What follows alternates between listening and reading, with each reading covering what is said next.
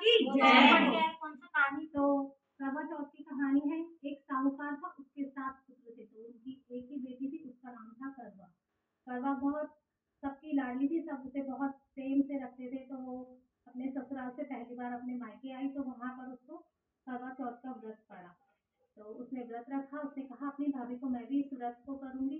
तो भाभी ने कहा तुम अभी इस व्रत को नहीं कर पाओगी, बहुत नाजुक। उसने कहा नहीं, मैं इस व्रत को करूंगी।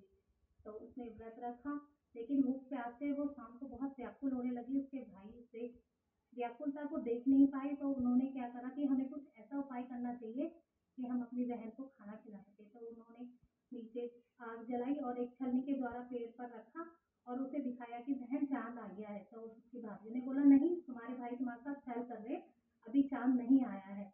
लेकिन उसने नहीं मानी और छत में गई, छलनी से अर्घ दिया और नीचे आके भोजन करने लगी। जैसे ही उसने पहला ग्रास अपने मुंह में डाला तो उसके बाल आ गया। उसने बाल निकाला, उसने दूसरा बार डाला तो उसे छींक आ गई। जैसे ही उसने तीसरा ग्रास मुंह में डाला तो वहां से खबर आई कि उसके पति की मृत्यु हो गई। वो रोती लगती वहां गई। उसने कहा उससे क्या हुआ?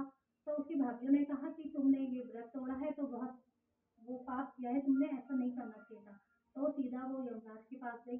उसने वहां बोला मेरे पति को प्राण दान दे दो। उसने कहा नहीं, ऐसा नहीं होगा, तुमने गलत किया है, सीधा करवा माता के पास जाओ। फिर वो माता के पास गई, वहां उससे प्रार्थना करी। तो उन्होंने कहा पहले तुम पूजन करो पूरे, अगर तुम पूरी पतिव्रता के साथ इस पूजन को करोगी तो फिर मैं करूंगी। तो फिर वो आई, उसने अपने पति को सबको सुरक्षित रखा और उसकी सेवा पानी करी। निष्ठा भाव से उसने भूख प्यास से साल भर रहकर इस पूजन को करा।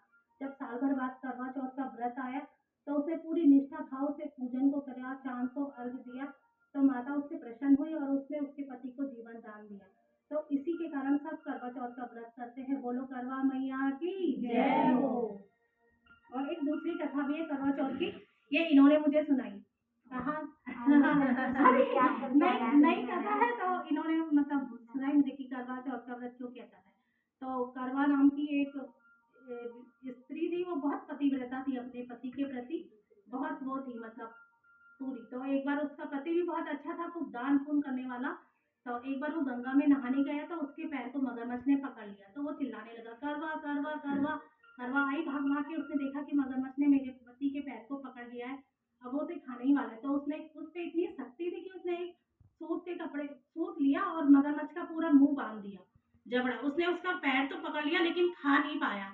तो वो तुरंत भागी यमराज के पास। उसने बोला मेरे या तो उस मगरमच्छ को मारो, मेरे पति के प्राण सुरक्षित होंगे। यमराज ने कहा नहीं, अभी उसका टाइम नहीं आया, मैं उसे नहीं मार सकती।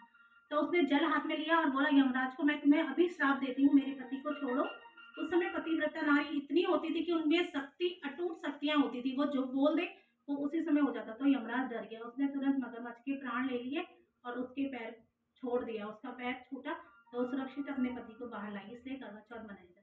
बोलो करवा मैया की जय हो।